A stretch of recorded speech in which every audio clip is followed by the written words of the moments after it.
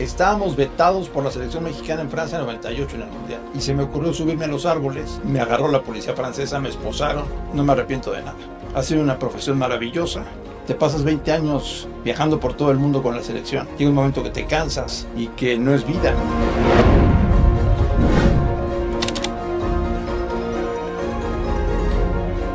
Mira, yo escuchaba de chico un programa de radio que se llamaba Dos en el Área, que hacían el ingeniero La Madrid y Rafa Puente, y tenía llamadas del público. Puedes pasar tu comentario, tu llamada, tu duda, tu pregunta, ¿no? Y yo hablaba todos los días. Entonces, de alguna manera me formé como que una imagen con ellos de este güey ya volvió a hablar o qué quiere, porque les hablaba todos los días. Hasta que un día les dije que si me permitían ir a la cabina para ver cómo hacían el programa. Que si me invitaban, me dijeron que sí. Fui a la cabina y acabando el programa le dije al ingeniero de La Madrid, yo quiero ser comentarista de deportes. Se rió de mí y me dijo, a ver, empiezas la próxima semana. Yo coordinando el fútbol europeo. En aquella época no había redes sociales, no había internet, no había nada. Todo dependía de conseguir prensa europea y tener un radio de onda corta para escuchar lo que pasaba en otras partes del mundo.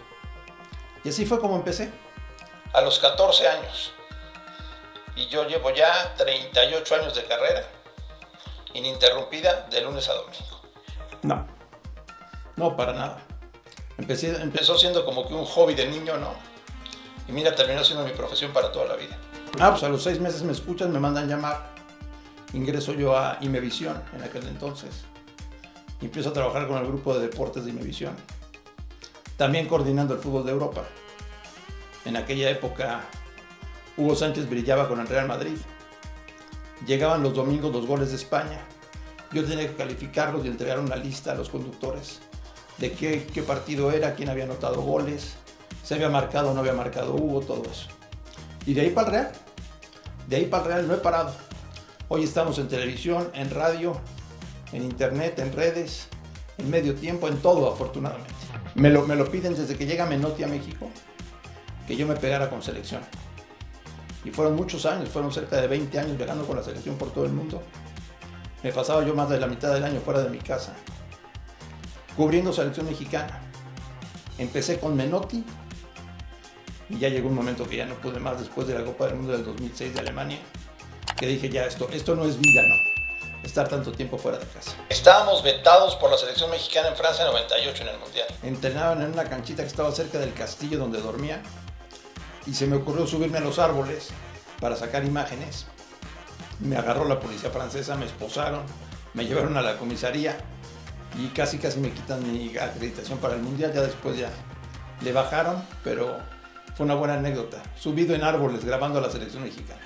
Un cúmulo de lecciones de vida, de gente impresionantemente capaz, buena, ejemplar. Fue maravilloso. Fueron épocas maravillosas, y bueno, pues un lujo, ¿no? Poder compartir con ellos mundiales, Copas América. A Pelé yo logro traerlo al 30 aniversario de Deporte TV, que fue una gran fiesta, no sé si la recuerdo. Sí. Todo era secreto. Llegó unas horas antes del programa y como no daba tiempo de que llegara por tierra, tuvimos que mandar un helicóptero al aeropuerto para volarlo hasta las instalaciones de TV Azteca y que llegara a tiempo Edson Arantes de Nacimiento Pelé. Un tipazo.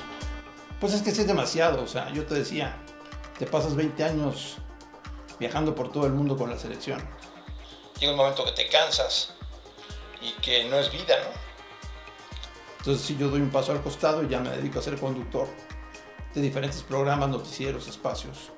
Y afortunadamente me ha ido muy bien. Esta chamba es maravillosa porque si no es por ella no le hubiera dado la vuelta al mundo. Y se la di. Conozco todo el mundo gracias a esta profesión. Si no fuera por esta chamba, nunca hubiera conocido ni 3/4 partes de lo que conozco en el mundo. Sí, cuando dicen que conoces a los verdaderos amigos en los malos momentos, ¿no? Sí, yo sufrí una enfermedad muy complicada, tuve triple neumonía, casi no la libro, y ahí sí me di cuenta de quiénes son mis verdaderos amigos, que afortunadamente son muchos. Me apoyaron, estuvieron conmigo, todo, o sea, no tengo más que palabras de agradecimiento para ellos y para los médicos que me salvaron la vida, ¿no? Me hizo sentir muy bien, me hizo sentir renovado, levantar bríos. La verdad es que todos los mensajes que recibí los agradezco y me los voy a llevar en el corazón toda la vida. No me arrepiento de nada. Ha sido una profesión maravillosa. Yo la abracé y espero seguir estando en esto durante muchos años más.